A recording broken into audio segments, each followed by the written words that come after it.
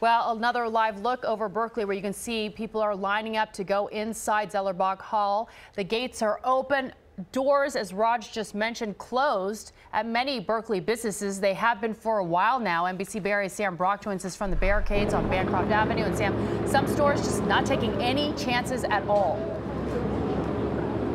They're being extra careful. There are barricades out here, Janelle. That is a big deal for these businesses. They're very appreciative of them. Just to give you a sense of where I am right now, this is Bancroft Way. Right down there, about a block, is where the crowd is gathering outside of Sproul Plaza. That's where Jody Hernandez was reporting from. In terms of what they've set up here, concrete barriers to make sure that vehicles can't get through, but that people can, because certainly you see everybody walking here.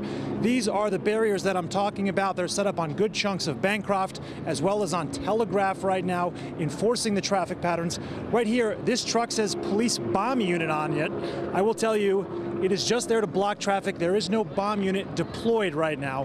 What there are a bunch of Alameda County Sheriff's deputies teams that left this armored truck just moments ago, marched down in riot gear with helmets on. So as you can see, lots of measures being taken to keep people safe right now. Despite all of this, businesses anticipating the possibility of violence have either closed up shop early, as you mentioned, or they've boarded their property.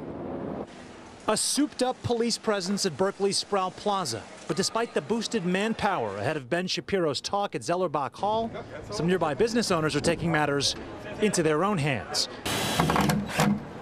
Luis Medina manages mobile banking services for several banks and oversees ATMs valued at $50,000 to $100,000 a pop. If they break through the wood, then, that means they really hate bank.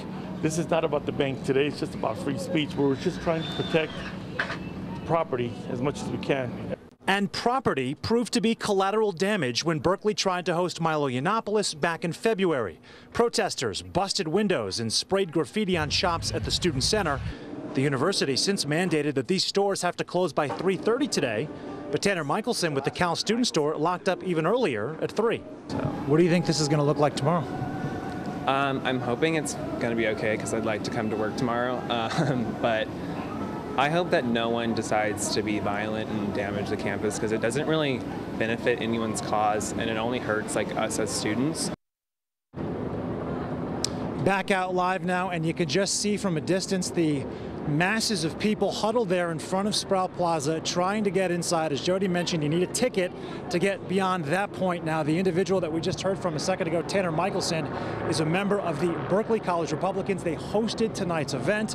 Spoke with Tanner earlier today. One of the really interesting things that he told me, he feels that Ben Shapiro tonight is absolutely here to start a genuine educational conversation, whereas in about a week and a half, when we're expecting the likes of Steve Bannon and Ann Coulter and Milo Yiannopoulos, he feels they are there to push their celebrity if that event does happen. Reporting live this evening from Berkeley, I'm Sam Brock. Keeping an eye on things.